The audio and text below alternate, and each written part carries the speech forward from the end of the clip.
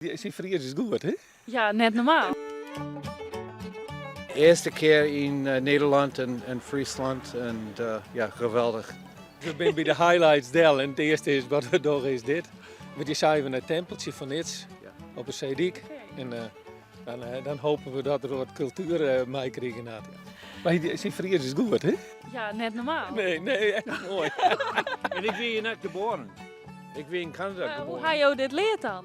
Van mijn heiden mam en oude broers.